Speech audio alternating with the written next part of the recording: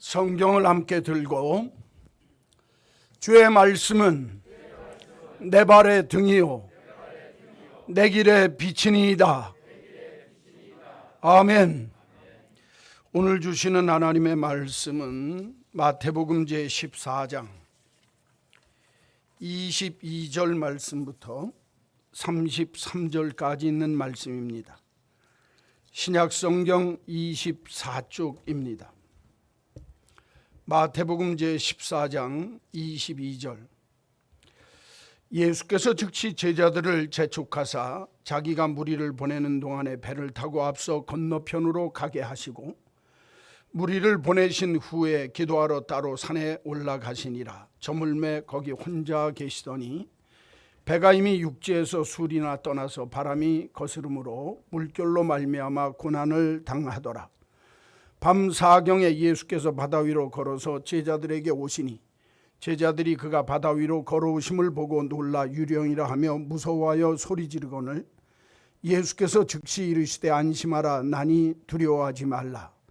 베드로가 대답하여 이르되 주여 만일 주님이시거든 나를 명하사 물 위로 오라 하소서 하니 오라 하시니 베드로가 배에서 내려 물 위로 걸어서 예수께로 가되 바람을 보고 무서워 빠져가는지라 소리질러 이르되 주여 나를 구원하소서 하니 주께서 즉시 손을 내밀어 그를 붙잡으시며 이르시되 믿음이 작은 자여 왜 의심하였느냐 하시고 배에 함께 오름에 바람이 그치는지라. 배에 있는 사람들이 예수께 절하며 이르되 진실로 하나님의 아들이로소이다 하더라. 아멘. 오늘 이 본문 내용은 예수님께서 무리를 걸으시는데 제자들에게 오실 때 그 무리로 걷는 예수님을 보고 베드로가 예수님이 정말 우리의 주님이시거든 나를 무리로 오게 하소서 해서 무리로 걷다가 빠지게 된 사건을 기록한 내용입니다. 사람이 물 위로 걷는다 불가능합니다. 그러나 성경은 예수님께서 물 위로 걸었다 예수님의 기적을 기록하고 있습니다. 예수님께서 이 무리를 걸으신 이 기록이 왜 유대인들 예수를 믿지 않는 유대인들에게 산 증거로 보여줬을까?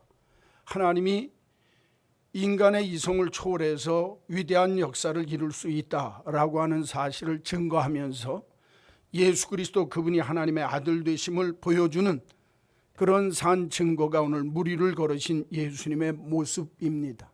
그러니까 이 말씀은 단순하게 우리들이 이게 이런 일이 가능할까 안 가능할까 라고 이성적으로 판단하는 것보다 믿음의 눈으로 보고 믿음의 눈으로 이해할 줄 아는 것이 중요합니다.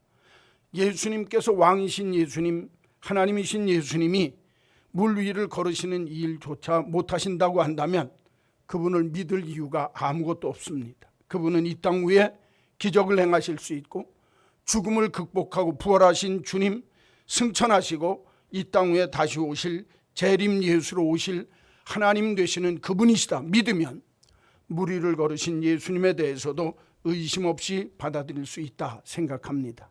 그런데 오늘 제가 초점을 맞춰서 이 말씀 속에서 찾아보려고 하는 사람은 베드로입니다. 베드로는 예수님이 무리로 걸어오시는 걸 보고 예수님 당신이 주님이시거든 나를 무리로 걷게 하소서 무리를 걸어서 예수님께 가다가 빠졌다 하는 내용이 오늘 본문 속에 있습니다. 그랬더니 예수님이 그에게 하시는 말씀이 왜 의심하였느냐 믿음이 적은 자요. 이 사건 속에 숨겨진 굉장히 중요한 의미가 있습니다. 여러분 저와 여러분이 살아가는 이 세상 속에 인생의 광풍이 불 때가 있습니다. 삶의 바다에 정말 걸어가고 있을 때 내가 빠지고 허우적거리는 때가 있습니다. 틀림없이 그런 역사가 나타날 수 있습니다. 그랬을 때에 주님께서 우리들에게 베드로를 책망하시던 이 음성이 들려질 수도 있습니다. 믿음이 적은 자여 왜 의심하였느냐. 물에 빠져서 광풍 풍랑에 휩쓸려서 고통받는 베드로에게 말씀하신 이 예수님의 말씀이 어쩌면 이 시대를 사는 우리들에게 말씀하시는 주의 음성일 수도 있습니다. 그래서 말씀의 제목을 왜 빠졌을까? 누가? 베드로가. 정말 베드로는 멋있게 출발했습니다. 그러나 두려움 가운데 빠져서 부르짖습니다. 주여 나를 구원하옵소서. 이 문제를 가만히 살펴보게 되면 여러분, 바람이 불고 풍랑이 일어나는 것은 예수님이 오시기 전부터 바람이 불고 풍랑이 일어나고 있었습니다. 그런데 베드로가 물에 빠졌던 것은 풍랑 일던 바다에 발을 들여놓았을 때 그는 물 위를 걸을 수 있었다, 성경은 기록하고 있습니다. 저는 그대로 아멘입니다. 그런데 베드로가 잔잔한 물 위로 갔는데 폭풍이 일어난 것이 아니라 풍랑이 일어나는 바다에 발을 디뎠을 때 그가 걸을 수 있었습니다. 그럼에도 불구하고 앞에서 일어나는 풍랑을 보았을 때 그가 물에 빠질 수밖에 없었다, 성경은 기록하고 있습니다. 그러면 왜 빠졌을까, 베드로가?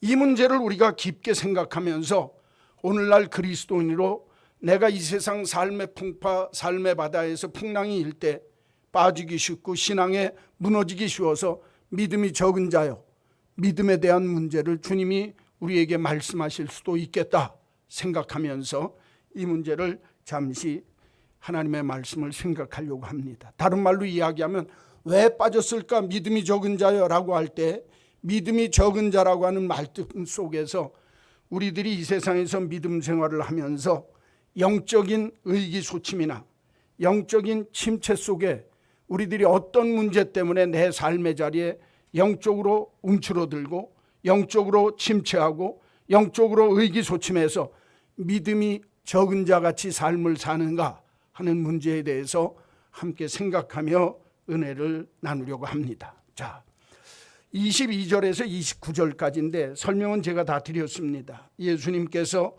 물고기 2마리와 떡 5개로 5,000명을 먹이시고 12광주리가 남는 사건을 일으키시고 많은 사람들이 임금 삼기 위해서 예수님을 쫓아다니니까 예수님께서 제자들을 건너편으로 보내시면서 당신은 기도하러 갔다가 제자들이 갈릴리 호수를 떠나서 오랫동안 한 수리를 갔을 때 바람이 거슬려 물결이 일어나게 되어 고난을 당하게 되었다. 24절입니다. 25절. 밤 사경에 예수께서, 밤 사경이라고 하면 오늘날 시간으로 얘기하면 새벽 1시부터 3시 사이입니다. 밤 사경에 예수께서 바다 위로 걸어서 제자들에게 오시니 제자들이 그가 바다 위로 걸어오심을 보고 놀라 유령이라 하며 무서워하여 소리 지르거늘 예수께서 즉시 이르시되 안심하라, 나니 두려워하지 말라. 그때 베드로가 대답하여 이르되 주여, 만일 주님이시거든 나를 명하사 물 위로 오라 하소서 하니 오라 하시니 베드로가 배에서 내려 물 위로 걸어서 예수께로 가더라. 자, 여기에 베드로의 모습이 얼마나 당당하게 나타나는지 모릅니다. 그렇죠? 그런데 그가 얼마 후에 다시 물결을 보고 바다에 빠져서 나를, 주여 나를 구원해 주옵소서 라고 소리 지르는 장면이 나오게 됩니다. 오늘 이 모습을 통해서 첫 번째로 베드로가 왜 빠졌을까? 첫째는 기질의 문제입니다. 예수를 믿는 사람에게 있어서 이 심성, 기질에 대한 문제는 예수를 믿는 우리들이 정말 많이 생각하고 오늘날 내 심성, 내 성격, 내 기질의 문제를 한번 생각할 수 있어야 한다 생각합니다. 오늘 본문에 나타나는 베드로의 모습을 보거나 성경에 나오는 베드로의 모습을 보면 다혈질입니다. 그렇죠? 서양에서는 사람의 기질을 4가지로 얘기합니다. 다혈질, 담즙질, 그 다음에 점액질, 그 다음에 또 하나가 우울질. 그래가지고 이렇게 4가지로 얘기를 합니다. 우리 동양에서는 사람들의 얘기를 태양, 태음, 소양, 소음 이렇게 얘기합니다. 그렇죠? 그런데 이 기질들을 가만히 보면 여기 오늘 아까 제가 얘기했던 다혈질이나 우울질이나 점액질이나 담즙질이라고 하는 4가지 유형의 모습이 나타나는데 이게 히포크라테스라고 하는 사람이 인간의 기질에 대해서 설명하면서 이렇게 얘기를 했는데 현대는 이 4가지 기질들이 한 사람에게 다 그 4가지 모양으로만 딱딱 나타나는 게 아니라 이 4가지 기질의 모습들이 복합적으로 나타난다는 거예요. 그래서 요새 MBTI라고 여러분 들어보셨는지 모르겠는데 성격 유형 검사라고 합니다. 이 4가지가 합쳐지니까 16가지 종류가 나오거든요. 복합적으로 일어나게 되면 그 복합적으로 크게 나눌 때 한 16가지, 거기다가 예외적인 요소까지 해서 한 17가지 요소로 해서 성격 유형 검사를 하면 뭐 MBTI인데 그게 섞여가지고 뭐 이렇게 되어진다라고 하는 얘기들을 들어봤을 겁니다. 사람은요, 하나님께서 나를 이 세상에 태어날 때에 하나님께서 각각 사람들에게 특이한 특질들과 나름대로의 특징을 하나님이 부여하셨습니다. 이걸 다른 말로 얘기하면 개성이라고 합니다. 각자가 갖고 있는 기질과 성격의 문제입니다. 하나님께서는 한 사람 한 사람을 개성 있게 그리고 각각 다르게 만드셨습니다. 그러니까 그 사람이 가진 기질도 그 사람이 가진 특징도 다를 수밖에 없습니다. 그런데 오늘 베드로의 모습을 가만히 보면 베드로도 유별난 성격, 특별한 모습이 있습니다. 그렇죠? 성경에 보면 오늘도 이 베드로가 딴 사람들은 다 두려워 떨고 있는데 당신이 주님이시라면 나를 무리로 걷게 하십시오. 당당하게 앞으로 나섭니다. 다혈질적인 요소가 있습니다. 삶의 생기가 있고 온화하고 낙천적이지만 끈기가 없는 삶의 특징입니다. 어떤 사람은 담즙질이라고 해서 능동적이지만 또 의지적으로 독립적으로 삶을 잘 살아가지만 그 사람이 강합니다. 아주 강하기 때문에 삶에 있어서 이런 사람들은 독재자나 어떤 정치를 할 때에 어떤 일에 있어서 앞장서서 내대는 사람들의 모습이 이런 담즙질의 모습입니다. 또 한 사람의 특징은 우울질입니다. 감정이 섬세합니다. 그리고 그 삶의 모습 속에 감성 중심이고 삶이 부드럽습니다. 반면에 앞으로 나서거나 정말 특징적으로 남 앞에 나대는 모습을 갖지는 못하고 삶이 좀 어둡고 우울하기가 쉽습니다. 또 하나는 점액질이라고 하는데 아주 느려 터졌습니다. 감정 조절을 잘합니다. 그러나 객관적입니다. 아주 이지적으로 생각하며 살아가면서 냉정한 모습으로 살아가는 사람들의 삶의 모습이 있습니다. 오늘 본문에 나오는 이 베드로라고 하는 사람은 다혈질적인 요소가 많습니다. 그렇죠? 나중에 예수님이 붙잡히셨을 때도 예수님이 잡히시기 전날 밤에 베드로에게 이렇게 말씀합니다. 너희들이 다 나를 부인하리라. 그러니까 다른 사람 다 부인해도 나는 부인하지 않을 겁니다. 그랬습니다. 그러곤 계집종이 지적해서 얘기하니까 그날 밤에 3번씩이나 부인하고 뒤집습니다. 이게 베드로의 모습입니다. 성경에 보면 부활 후에 예수님께서 바닷가에 나타나셨을 때에 고기 잡으러 갔을 때에 고기를 잡고 있는데 제자가 보고 예수님이다 소리를 지르니까 그 배에서 뛰어내려서 물속에 빠져서 예수님께 달려나온 사람이 베드로입니다. 사도행전에 보면 사도행전 10장에도 베드로가 어떤 일을 하느냐, 야고보와 베드로가 예루살렘의 수장인데 이방인들을 받아들일 거냐 말 거냐의 문제로 막 논쟁이 벌어질 때 이미 베드로는 고넬료의 집에 가서 그리고 이방인의 집에 가서 함께 음식을 먹고 있었는데 야고보 사도가 그 시찰차 내려보낸 사람이 오니까 베드로가 시침이 뚝 떼고 도망가 버렸습니다. 그런 사람입니다. 그러니까 이 베드로라고 하는 사람의 모습을 가만히 보면 이 일에 대해서 힘도 있고 적극적이고 모든 일에 열심히 잘하지만 실수투성인 사람이다 그 말입니다. 기질적인 요소가 이런 요소 삶의 모습 속에 있다 그 말입니다. 열정적입니다. 적극적입니다. 정력적입니다. 이 일을 잘 추진합니다. 신속히 결정하는 능력이 있습니다. 시원시원합니다. 그러나 이것이 베드로의 장점이기도 하지만 이런 사람들이 자기의 기질 때문에 어려운 일에 빠지는 경우가 있습니다. 특별히 오늘 본문처럼 정말 믿음으로 걷다가 두려워하면서 물속에 푹 빠지는 역사가 일어납니다. 이런 기질은 종종 불안정한 영적 삶의 원인이 되어집니다. 이런 사람들이 오늘 예수 믿는 사람 가운데도 많습니다. 쉽게 얘기하면 우리들이 보통 쓰는 말로 얘기하면 예수 잘 믿다가 어느 날 갑자기 툭 떨어집니다. 예수 잘 믿다가 의기소침하고 낙심하고 좌절하는 모습을 갖습니다. 반면에 점액질적인 요소가 있는 사람들은 예수 믿을 때 따집니다. 야, 이거 이런 거 아닌데 이지적으로 감정도 섬세해서 조심조심하면서 모든 일을 잘 따져나갑니다. 그런데 그런 사람들이 갖는 약점도 있습니다. 그게 뭐냐? 죄에다가 시간 다 보냅니다. 하나님의 일 못한다고 말입니다. 믿다가도 내가 이게 믿어지지 아니하고 이성적으로 믿어지지 아니하면 정말 결단해야 할 때 결단하지 못해서 하나님이 기뻐하는 믿음으로 들어가지 못하는 경우도 있습니다. 이런 것들이 정말 다양한 모습으로 우리들의 기질들이 나타납니다. 우울질적인 기질을 가진 사람들은 예수를 믿으면서도 어둡습니다. 예수를 믿으면서도 자신이 없습니다. 예수를 믿으면서도 내 삶의 모습 속에서 밝은 면보다는 어두운 면이 강조되어지는 삶의 모습으로 삽니다. 이런 기질들이 신앙생활을 하는데 거침돌이 될 수 있습니다. 오늘 누구처럼? 베드로처럼 영적으로 의기소침해지고 주여 날 구원해 주옵소서, 나 죽게 생겼습니다, 날 좀 살려주십시오. 조금 전에 당당하게 뛰어나갔던 그 모습은 다 없어지고 영적으로 의기소침하고 영적으로 침체되어지는 베드로의 모습이 오늘 본문 속에 나오고 있습니다.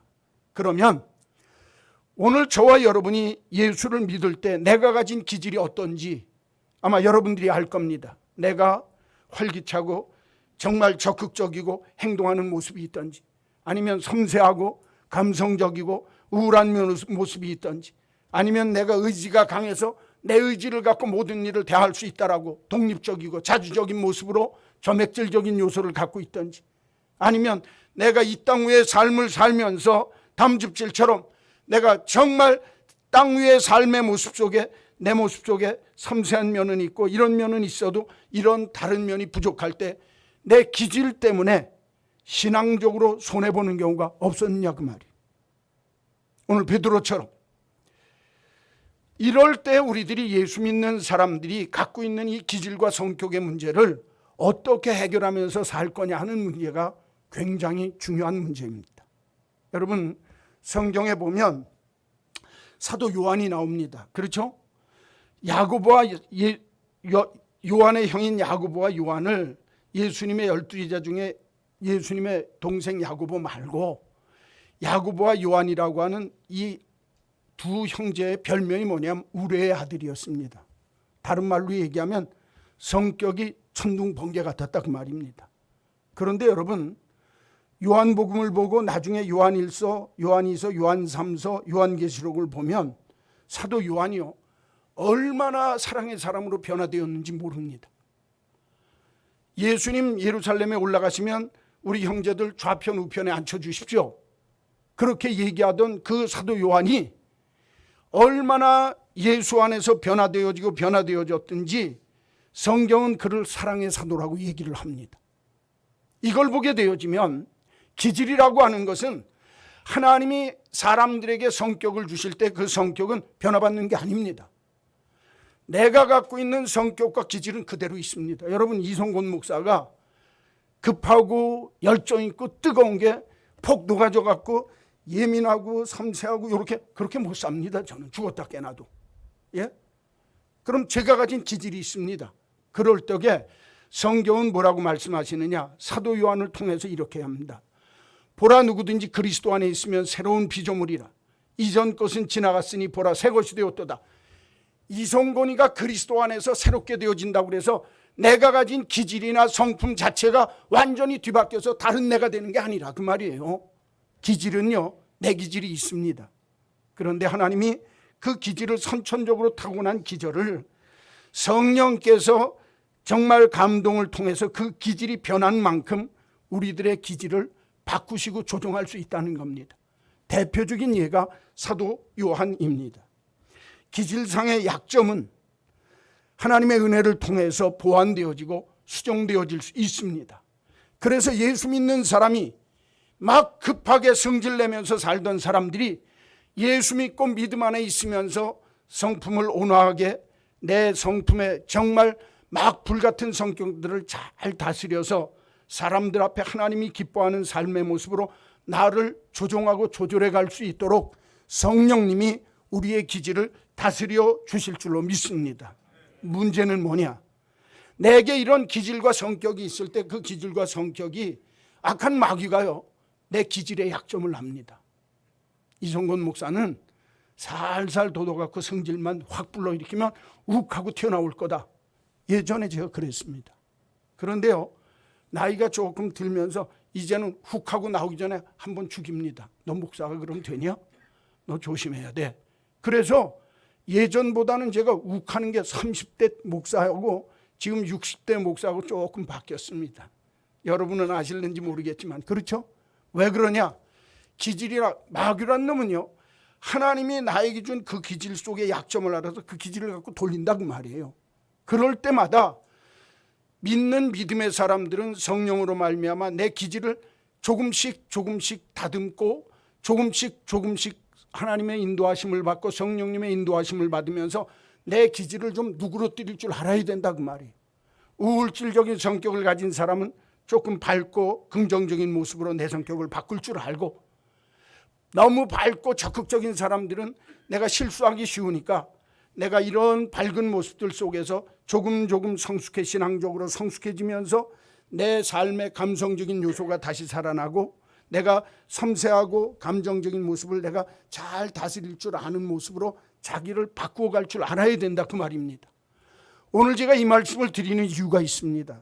여러분, 베드로라고 하는 사람이 예수님을 정말 따라서 무리를 걷는 예수님을 따라서 물 위에 들어왔다가 조금 있다가 물에 빠지면서 예수여 주여 나를 구원해 주옵소서. 왜 이런 영적인 침체 속에 빠졌느냐? 그 요소 속에는 기질적인 요소가 있다는 거예요. 여러분, 저와 여러분이 예수님을 믿지만 각자 다르게 하나님이 기질과 성격을 주셨습니다.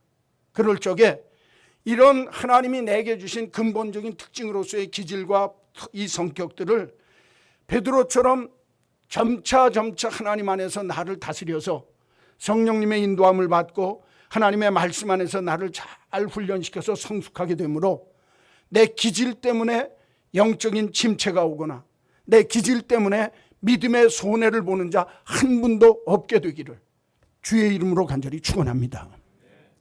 제가요, 존경하는 목사님 교육자가 두 분 있습니다. 한 분은 오세철 목사님이라는 분이고, 제가 20살 때 처음으로 교육자 생활하러 가서 한 3년 동안 모셨던 목사님입니다. 지금 은퇴하시고 90이 넘으셨는데, 그 목사님 말고 또 한 분 있습니다. 전도사님 평신도로 김병기 씨라고. 그분은요, 자기가 일평생 살면서 다니면서 자비량 목회를 했습니다. 교회 7개 개척했습니다. 얼마든지 목사 안수 받을 수 있는 조건이 다 되어져서 교인들과 함께 교회를 들어오게 되면 목사 안수 받을 조건이 됐는데도 그분은 자기가 평생을 전도자로 살았습니다. 이분이요, 목사가 안 된 이유가 있습니다. 그게 뭐냐? 일제시대 때 신사참배하는 자기 교회 목사님을 주먹으로 쳤어요. 어떻게 목사님이 신사참배를 하느냐? 그리고 두드려 팼다고, 내가 교육자를 두드려 팬 사람이 교육자 노릇할 자격이 없다. 그래서 일생을 전도자로 살면서 7교회를 개척했지만 목사는 안 된 분입니다. 그분이 90살, 거의 87세 됐을 때 제가 만났어요. 왜 만났냐? 우리 처할아버지니까. 제가 그분을 보면서 정말 너무너무 감동을 했습니다. 그렇게 부드러우실 수가 없어요. 그분 입에서는요, 아이고 무슨 소리, 우리 형님들도 다 합니다. 우리 사돈인데 너무너무 좋은 분이에요. 야, 다른 사람 앞에 싫다 소리 안 합니다. 못해도요, 못했다 소리 안 합니다. 당신이 다 합니다. 90 넘어서 세상 떠나실 때도요, 동네 사람들이 그 교회 목사, 그 교회 교인들이 정말 용서하시고 들으십시오. 동네에서 성자라고 그랬습니다. 그 할아버지를. 저희 처할아버지예요. 이거 용서하시고 들으세요. 무명입니다. 그분 이름이 김병기 씨예요. 김병기 전도사. 전 존경합니다. 왜 그런 줄 압니까? 불같은 성격의 그가 신사참배할 때 신사참배한 목사라고 멱살 잡고 두드려 팼던 그가 마지막 90세 넘어서 전도자로 7년 동안 교회 7개 세우면서도 한 번 교회에서 생활비 받은 적이 없어요. 자비량으로 했습니다. 그러면서 사셨어요. 돌아가실 때 동네 사람들이 다 성자라고 그랬습니다. 사람이 변했어요. 제가 그분을 한 4, 5년 동안 이렇게 어르신이니까, 저희 집안의 어르신이니까 이렇게 모시면서 보면서 제가 느낀 게 뭔 줄 압니까? 예수 믿으려면 저렇게 돼야 된다. 제 자랑하는 거 아닙니다. 집사람 자랑하는 거 아닙니다. 기질도 성령의 은혜가 임하면 바뀌게 될 줄로 믿습니다. 여러분, 베드로가요 오늘 엄청난 실수합니다. 말고의 귀를 자릅니다. 예수님 따라가다가 물에 빠집니다. 정말 예수님이라고 그러니까 부인하지 않는다고 그러다가 부인하고 막 별의별 짓을 다 합니다. 그러나 베드로 전후서를 읽어보십시오. 베드로 사도가 인생 말년에 썼던 베드로 전후서를 읽어보면 베드로가 얼마나 하나님 안에서 변화되어지고 믿음의 덕의 지식을, 지식의 절제를, 절제의 정말 하나님의 은혜를, 하나님의 은혜의 사랑을, 그 사랑이 너에게 있어야 된다. 성경을 읽어보면요 신령한 지혜에 대해서 얼마나, 믿음에 대해서 얼마나 깊게 얘기하는지, 베드로 전서, 베드로 후서를 읽어보게 되어지면 베드로가 믿음 안에서 그가 가졌던 성격적인, 기질적인 약점이 있음에도 불구하고 하나님의 은혜로 다듬어지고 다듬어져서 하나님이 기뻐하는 믿음의 모습으로 우뚝 서 있는 그런 베드로가 되었더라. 영적으로 위기를 겪고 영적인 침체를 겪고 영적으로 큰 나락에 떨어졌던 이 베드로가 시간이 지난 뒤에 그 기질도 다듬고 성격도 다듬어서 하나님이 기뻐하는 성숙한 성격, 성숙한 기질의 모습으로 뒤바뀌었던 이 베드로의 믿음의 모습이 오늘 저와 여러분에게 큰 교훈이 되셔서 기질 때문에 신앙의 영적 침체를 겪거나 기질 때문에 신앙적인 의기소침에 빠지는 자 한 사람도 없게 되시기를 주님의 이름으로 간절히 축원합니다. 축원합니다. 두 번째로 30절을 보면 바람을 보고 무서워 빠져가는지라 소리질러 이르되 주여 나를 구원하소서. 두 번째로 오늘 베드로가 왜 빠졌을까? 그건 바라봄의 문제입니다. 첫째는 기질의 문제고 두 번째는 바라봄의 문제입니다. 우리가 예수님을 믿는다고 하면서도 예수님을 믿고 바닷물 위에 뛰어들었던 베드로가 아니라, 예수님을 바라보며 뛰어들었던 베드로가 아니라 자기 눈앞에 있던 물결을 보고 그는 바다에 빠지게 되어졌습니다. 물결을 바라봄으로써 일어날 필요가 없는 어려움 속에 자신을 끌고 가는 베드로의 모습이 있습니다.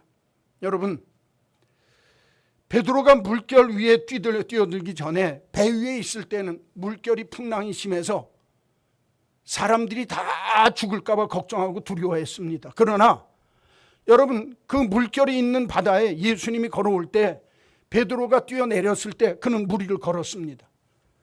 자기가 물결을 보지 않고 예수님을 보았을 때는 문제가 없었습니다. 그렇죠?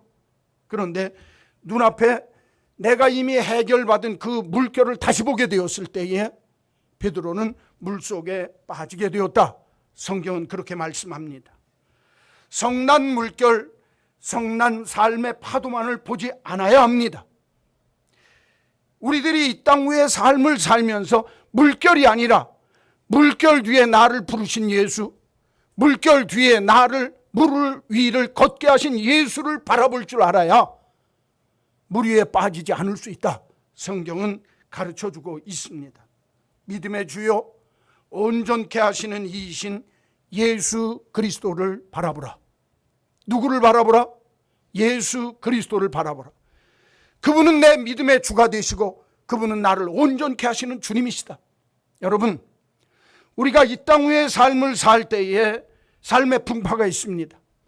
인생의 높은 물결이 일어납니다. 베드로가 믿음으로 들어갈 때 그 물결을 이기고 걸어 나갈 수 있었지만 그 뒤에 계시는 예수님을 바라볼 때 바라봄의 대상이 예수님일 때에는 물결을 이기고 나갈 수 있었지만 내 바라봄의 대상이 물결이 아니라 예수님이 아니라 물결을 바라보게 될 때 베드로는 빠지게 되었더라. 성경은 분명히 그렇게 말씀하고 있습니다. 여러분, 많은 신앙인들이 예수를 믿는다고 하면서도 예수님께 맡길 때는 걱정이 없습니다. 그런데 예수님께 맡긴 그 문제로 다시 돌아오게 되면 우리들이 그 문제 때문에 바닷물 속에 빠진 베드로처럼 우리들의 믿음의 영적인 의기소침과 영적인 침체를 가지고 올 수 있습니다. 여러분, 우리가 예수님을 믿었다고 한다면, 예수님을 바라고 보고 그분이 나의 삶에 온전케 하시는 주님이라고 하는 사실을 믿고 바라봤다면, 뒤돌아서서 물결을 다시 보는 그런 우를 범해서는 안 됩니다. 맡긴다라고 하는 말이 무엇입니까? 나는 이미 처리하였다. 내 물결의 문제는 이미 주님께 맡겼다. 내가 주님을 바라보고 이 물결은 나에게 아무 문제도 안 한다. 이 바다 물결 속에 풍랑이 일지만 그 풍랑 이는 그때에 예수님이 나를 오라고 하시면, 오라 하신 그 말씀 따라서 내가 믿음으로 발을 디디면 그 순간부터는 예수님만 바라보아야 합니다. 여러분, 예수님을 일단 믿었으면 그 문제에 대해서는 문을 닫고 예수님만 바라보고 예수님이 그 문제를 처리해 주실 줄로 믿고 가는 이 믿음이 있어야 저와 여러분이 이 땅 위의 삶을 살면서 영적인 위기나 영적인 의기소침에 빠지지 않을 수 있습니다. 뒤돌아보기 때문에 다시 문제가 생기는 것입니다. 내가 바라보는 건 그 대상이 바뀌기 때문에 문제가 복잡해지는 것입니다. 물결은 배 안에서 문제이지, 내가 예수님을 바라보고 바다 물결 그 위에 발을 내딛는 순간에 물결은 이미 해결된 것입니다. 그런데 그 물결을 다시 바라보게 되어지면 그때부터 그 물결이 나를 삼킬 수 있다라고 하는 것입니다. 한번 따라서 합시다. 끝까지 예수 그리스도를 바라봅시다. 내 삶의 문제를 하나님 앞에 맡겼고 그리스도에게 맡겼다고 한다면 그 맡긴 문제에 다시 돌아가서 그 문제에 붙들려 사는 것이 아니라 내가 맡긴 예수만을 바라보십시오. 성경은 이렇게 얘기합니다. 너희 속에 착한 일을 시작하시니가 그리스도 예수의 날까지 이루실 줄을 확신하노라. 빌립보서 1장 6절에 분명히 말씀합니다. 우리 안에 착한 일, 선한 일, 하나님이 기뻐하는 일을 시작하신 그 하나님은 그 일을 끝까지 이루어 주시는 우리 주님이시라는 거예요.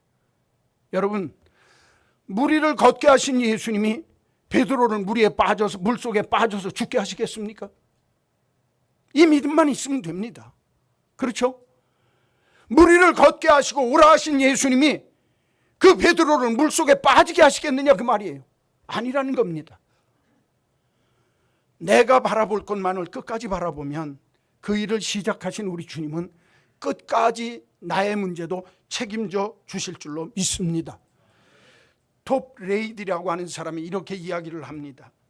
그의 선하심이 시작하신 일을 그의 강한 팔이 완성하시리라. 할렐루야.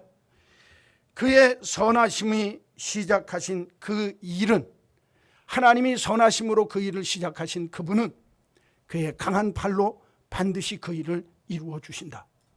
여러분, 저와 여러분에게 이 믿음의 분명한 확신이 있기를 주의 이름으로 간절히 축원합니다. 저와 여러분이 우리가 찬송 불렀던, 조금 전에 찬송 불렀던 371절, 371장에 보면 구주여 광풍이 불어. 우리 인생 속에 광풍이 붑니다. 우리 삶의 바다에 정말 풍랑이 일어납니다. 풍랑이 일 때 물결 바라보지 않고 주님 바라보고 물 위로 걸을 수 있고 믿음으로 해결된다고 하는 믿음이 있다면 물결 다시 쳐다보는 그런 어리석음을 범하지 맙시다. 예수님만 바라보시기를 주의 이름으로 축원합니다. 예수님을 바라볼 때 물결은 잔잔케 되어지고 그 물 위를 걷게 되어지고 문제를 해결받는 역사가 일어나게 될 줄로 믿습니다. 오늘 물 위를 걷다가 빠진 베드로가 이렇게 고백을 합니다. 바람을 보고 무서워 빠져가는지라. 예수님을 바라보던 그가 바다 위에 물결 바람을 보고 무서워 빠져가는지라 소리질러 이르되 주여 나를 구원하소서. 일어나는 물결을 보고 바람을 보면 사람은 빠질 수밖에 없습니다. 그러나 나를 오라 하신 예수님을 믿고 걸으면 물결도 잔잔케 되어지고 그 물결 위의 문제도 해결받는 역사가 일어나게 될 줄로 믿습니다. 무엇을 바라보느냐의 문제가 내가 영적인 침체와 영적인 위기에 빠지느냐 안 빠지느냐의 문제를 해결할 수 있다라고 하는 것 아셔서 문제를 바라보지 마시고 예수님을 바라보고 믿음의 주요 온전케 하시는 이이신 예수를 바라보고 해결받는 저와 여러분이 꼭 되시기를 주님의 이름으로 간절히 축원합니다. 세 번째, 성경에 보면 31절 보십시오. 예수께서 즉시 손을 내밀어 그를 붙잡으시며 이르시되 믿음이 작은 자여 왜 의심하였느냐. 세 번째 왜 빠졌느냐의 문제는 의심의 문제입니다. 첫째는 기질의 문제, 두 번째는 바라봄의 문제, 세 번째는 의심의 문제입니다. 의심은 우리로 하여금 주님의 역사를 방해하고 우리를 실족해 하기가 쉽습니다. 예수님께서 베드로를 향해서 믿음이 적은 자여 왜 의심하였느냐. 자, 여기 보세요. 믿음이 없는 자야 너 왜 의심하였느냐. 그렇게 얘기 안 하셨어요. 그렇죠? 뭐라고 그랬어요? 믿음이 적은 자요. 그러니까 여러분, 믿음하고 의심은 내 삶 속에 공존할 수 있어요. 자, 여기 제가 여러분에게 묻겠습니다. 여러분, 내가 믿음 생활하면서 이게 진짜야? 이런 일이 있을 수 있어? 의심한 적이 있습니까? 없습니까? 있어요. 그럴 때 예수님은 너 왜 그렇게 믿음이 없니? 그렇게 말씀 안 하세요. 믿음이 적은 자요. 그렇게 말씀합니다. 여러분, 사람이 이성을 갖고 있기 때문에 내 이성으로 판단해서 이해가 되지 않을 때에는 의심을 가질 수 있는 게 당연합니다. 그 의심 자체가 내가 하나님 앞에 믿음 없다고 하는 증거는 아닙니다. 믿음이 있는데도 내가 의심하게 되어지면 그 믿음이 적은 모습을 갖고 있구나, 그렇게 생각하면 됩니다. 무슨 말씀인지 아시겠죠?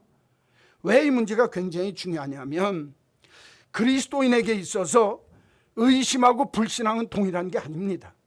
그러나 의심하는 자의 그 믿음 속에는 불신이 들어 있습니다. 이 의심과 불신앙은 서로 분리되어질 수 없는 것입니다. 내가 의심이 계속되어지면 믿음의 궁극과 특혜가 멀어지고 불신앙으로 연결되어져서 믿음이 떨어지기 쉬운 요소가 되어질 수 있습니다. 의심이. 그러나 내가 이 세상의 삶을 살면서 그 의심을 없애는 방법이 뭐냐? 그거는요, 내 믿음, 적은 믿음을 강화하는 거예요. 굉장히 중요한 얘기입니다. 여러분, 의심의 시작은 믿음의 끝이고 믿음의 시작은 의심의 끝이 됩니다. 내가 주님이 그렇게 하신 줄로 믿기 시작하면 의심은 작아집니다. 그러나 의심을 키워나가기 시작하면 그 의심의 끝은 불신앙입니다. 제가 오늘 이 말씀 드리는 이유를 여러분들이 꼭 기억하셔야 합니다. 많은 그리스도인들이 이 세상에 살면서 의심이라고 하는 문제 때문에 내 신앙에 대해서 의구심을 갖습니다. 여기 보십시오. 예수님이 부활하셨을 때 도마가 뭐라고 그랬습니까? 제자들이 부활하신 예수님 봤다고 그러니까 우리 못 믿겠다는 거예요. 예수님이 정말 그 당하셨던 허리의 창자국, 그 칼자국, 창자국을 보지 못하면 내가 그 손으로 만지지 아니하면 못 믿겠다. 누가 그랬어요? 예수님 제자인 도마가 그랬습니다. 여러분, 예수님 제자인 도마도 그랬습니다. 그러니까 믿는 사람의 삶의 자리에 믿음과 더불어서 의심이라고 하는 것이 마귀가 이 의심이라는 요소를 통해서 믿는 사람을 자꾸 흔드는 거예요. 믿음이 적은 자를. 그렇기 때문에 믿음 문제에 있어서 의심이 생길 때에 이 의심을 해결하는 최상의 방법이 뭐냐? 하나님을 신뢰하는 겁니다. 내 믿음을 강화하는 거예요. 아, 마귀가 내 이 믿음을 자꾸 무너뜨리기 위해서 의심하게 만드는구나. 하나님, 나의 믿음 없음을 도와주옵소서. 하나님에 대한 절대적인 신뢰를 가지고 내 믿음을 키워나가는 것, 그게 의심을 버릴 수 있는 아주 유일한 요소입니다. 여러분, 예수를 믿으면서 단 한 번도 신앙생활하면서 하나님에 대해서, 믿음에 대해서, 성경적인 요소에 대해서 의심하지 않았다고 한다면 그는 어쩌면 진짜 거짓말장이거나 아니면 생각이 없는 사람일 수 있습니다. 믿는 사람이지만 의심할 수 있습니다. 베드로처럼. 믿음이 적은 자야, 네가 왜 의심하였느냐? 오늘 말씀하시는 이 말씀은요, 예수를 믿는 우리들에게 하시는 말씀입니다. 내가 의심하는 마음이 들 때마다 내 믿음의 적음에 대한 문제를 생각하십시오. 아, 하나님 안에서 이 문제는 내가 더욱 하나님을 신뢰해야 되겠다. 만약 의심이 내게 일어나 나를 지배한다면 내가 믿음이 약하다는 표시임을 알아야 합니다. 베드로가 물에 빠진 이유가 여기 있습니다. 의심 때문입니다. 믿고 살아야지 의심이 일어나는 일을 허용하면 마귀는 의심을 통해서 우리를 공격할 겁니다. 물에 빠지게 합니다. 넘어지게 만듭니다. 이 의심의 문제는 베드로만 넘어뜨린 것이 아니라 오늘 예수를 믿는 우리들도 날마다 넘어뜨리기 위해서 마귀가 의심이라고 하는 이 문제를 통해서 늘 우리들을 이용하고 우리들을 넘어뜨리려고 사용하고 있다 그 말입니다. 내가 믿음 생활을 하다가 오늘 베드로가 물에 빠지는 것처럼 영적으로 침체하고 영적인 위기를 당하는 이유가 무엇입니까?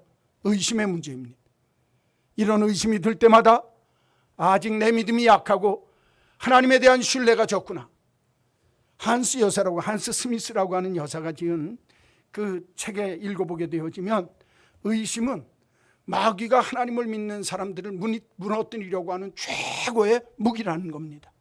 그럴 때 이 의심이 내 마음속에 들 때에 예수의 이름으로 내 마음속에 드는 의심을 물리치고 저항할 줄 알아야 된다는 거예요. 의심은 내가 품으면 안 된다는 거예요. 여러분, 사람의 머릿속에 의심이 들 때가 있습니다. 제가 제일 좋아하는 얘기 중에 하나입니다. 내 머리에 까치가 지나갈 수 있습니다. 그러나 까치가 내 머리 위에 집을 짓게 만들면 됩니까? 안 됩니까? 그건 안 되는 거예요. 의심이 내 머리 위에 스쳐 지나갈 수 있습니다. 그러나 그 의심이 내 머리에 뚜아리를 틀고 집을 만들어서 그 의심이 나를 사로잡으면 불신앙의 나락으로 떨어지는 겁니다.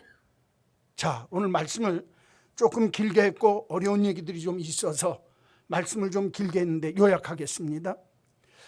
베드로가 물에 빠져서 영적인 침체, 영적인 위기를 겪으면서 주여 나를 구원하옵소서 하는 말을 합니다.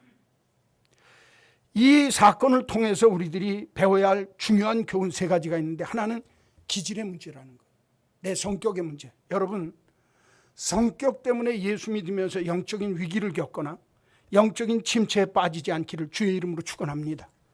팀 라인은 이렇게 얘기합니다. 성령이 너희의 기질을 변화시키고 하나님이 기뻐하는 믿음의 모습으로 너희의 성격과 기질을 성숙하게 하리라. 할렐루야. 마귀는 내 기질을 사용해서 내 약점, 내 기질의 약점을 사용해서 나를 무너뜨리려고 하지만 베드로처럼 성령께서는 나를 도우셔서 내 기질이 순화되어지고 내 기질이 성숙하게 변화되어져서 하나님이 기뻐하는 믿음의 모습으로 우뚝 서도록 우리를 변화시켜 주실 줄로 믿습니다. 사도 요한처럼, 제가 아까 말씀드렸던 김병기 전도사처럼 저와 여러분의 삶의 모습 속에도 이런 기질까지도 변화시키는 하나님의 은혜가 저와 여러분에게 임하게 되기를 주의 이름으로 간절히 축원합니다. 두 번째로 바라봄의 문제입니다. 물결이냐 예수님이냐. 내 인생의 물결을 바라보고 그 문제가 해결되었다고 믿음에도 불구하고 믿음을 놓치는 순간, 예수를 바라보는 그 바라봄을 놓치는 순간에 나는 물결에 빠질 수밖에 없다.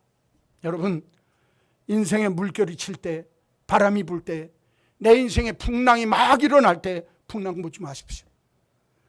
풍랑 뒤에 나에게 물결아 잔잔하라 명령하실 수 있고, 그 바다를 정말 육지처럼 걸어오실 수 있는 하나님의 전능하신 능력, 예수 그리스도의 그 전지전능하신 능력을 믿고 신뢰하는 여러분 되시기를 주의 이름으로 간절히 축원합니다.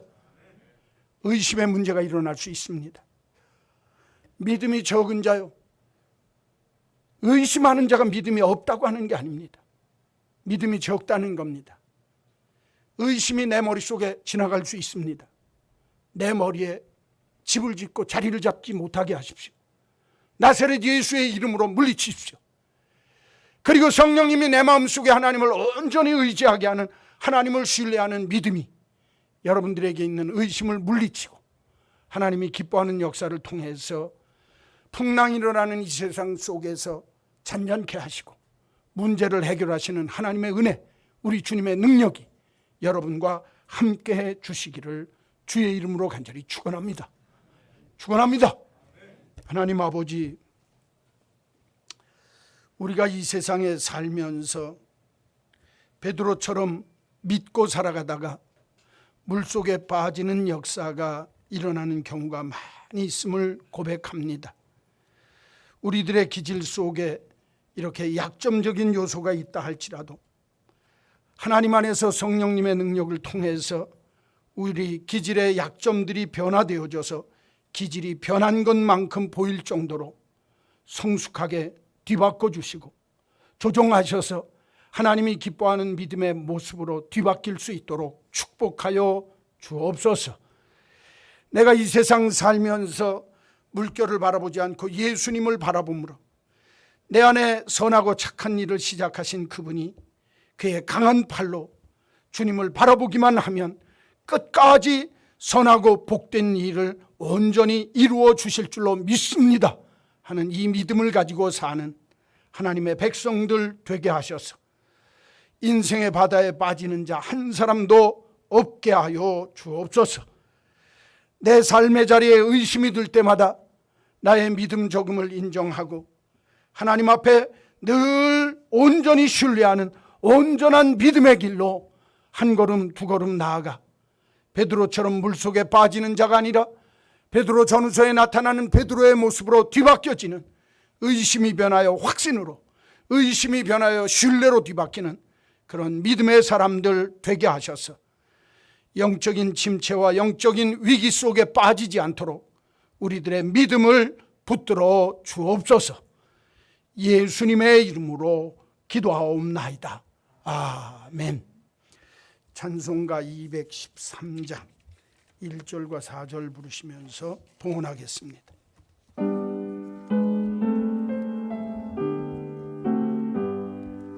나의 생명 드리니 주여 받아주셔서 세상 살갈 동안 찬송하게 하소서. 나의 복 드리니 주여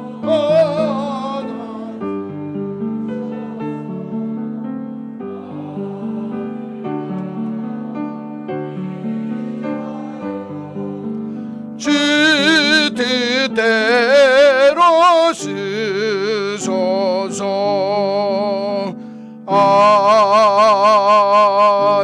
아멘. 우리의 성격과 기질의 약점들 때문에 믿음 생활의 위기를 당하고 영적인 침체를 겪을 때가 많이 있음을 고백합니다.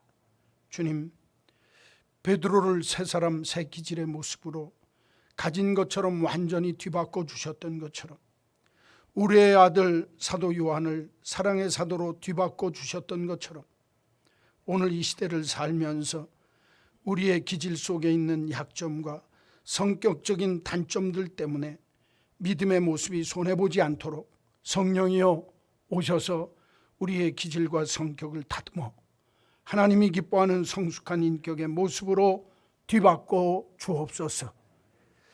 오늘 우리들이 이 땅 위의 삶을 살면서 눈앞에 벌어지는 여러 물결만 쳐다보고 물 뒤에 역사하시고 잔잔하라 말씀하시는 주님을 바라보지 않는 어리석은 믿음의 모습 때문에 세상 걱정, 염려, 모든 일들 까닭에 믿음에 손해보는 자 한 사람도 없도록 믿음의 주여 온전케 하시는 이이신 예수님을 바라보며 살게 하여 주옵소서.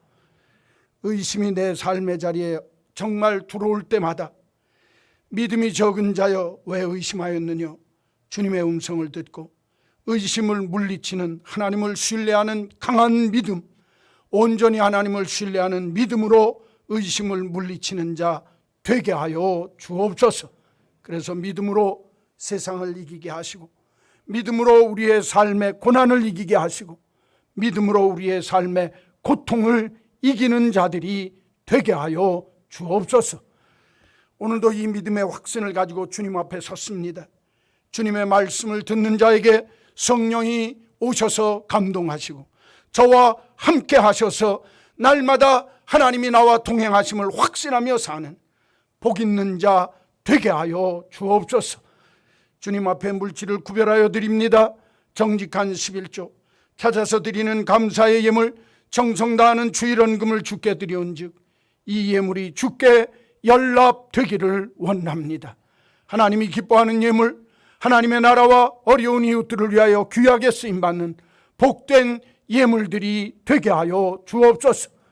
오늘도 우리들이 이 땅 위의 삶을 살며 나는 혼자 홀로 된 인생이 아니라 오늘도 주님이 나와 함께 계시고 나와 함께 계시는 그 주님이 어려움 당하는 우리 모든 형제 자매와 함께 있음을 알고 능히 믿음으로 이기고 승리하는 축복의 백성 되게 하여 주옵소서.